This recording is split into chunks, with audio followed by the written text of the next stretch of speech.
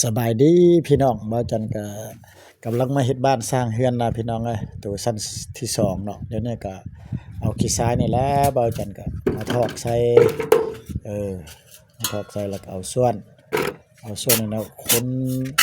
คนเข้ากันเนาะปูนแต่คนทุเรศเลอะเคลียร์ไปเคลียร์มาอยู่เพิ่นล่ะพี่น้องเนาะก็บ่เฮ็ดหลายดอกพี่น้องเฮ็ดแบบ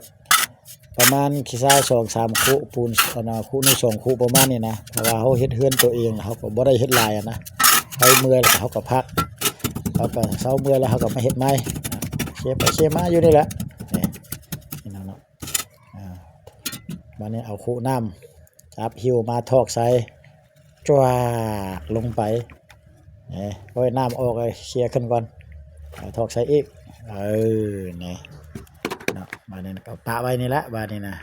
จักตัดเลยน้องเอาผ้านี่แหละผ้าอีตู้ผ้ามิดนี่แหละตัดครึ่ง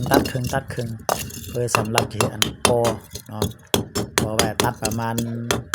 ได้4-5 ก้อนนี่ละก็ตัดไว้จำนี้แหละพี่น้องตัดปะรอบหลังจากตัดแล้วก็คนดินจี้ไปไว้อยู่บนที่เขาจะก่อหั่นละเนี่ยคนยางคนเล็กอยู่นี่แหละคนไปจับเธอละ2-3 ก้อน4-5 ก้อนนี่แหละแล้วก็มาผสมปูนก้อนปานนี้แบบนี้นะคนปูนได้ขี้ทรายได้ผสมกันแล้วก็คนให้มันเข้ากันเนาะเกี่ยมได้บาดเด็ดเนาะมันตักใส่คุบาดนี้นะ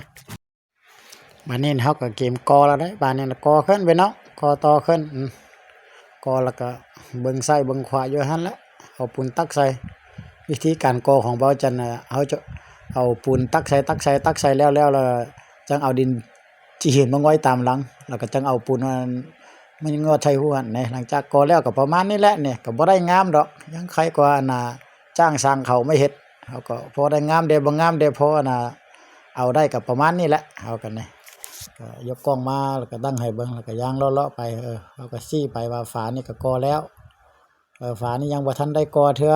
แต่นี่แม่นตัวนี้มันขั้นไถขึ้นมาตัวชั้น2แต่นี่ก็ยังบ่ทันกอเกมตัดหลังคาเนาะฝาเป็นมาเบิ่งนี่กรมการค้านี่ก็เป็นที่เรียบร้อยแล้วตัวนี้ฝานี่ก็มาจันก็เองนั่นแหละเฮ็ดเองหั่นล่ะวงปองยิ้มยังก็มันก็บ่จันตั้งเองนั่นแหละนะก็ชื่อไปเนาะพี่น้องเนาะนี่ยังนี่แถวนี้หั่นยังบ่ได้ก่อนนี่ยังมี2 บ่อนนี้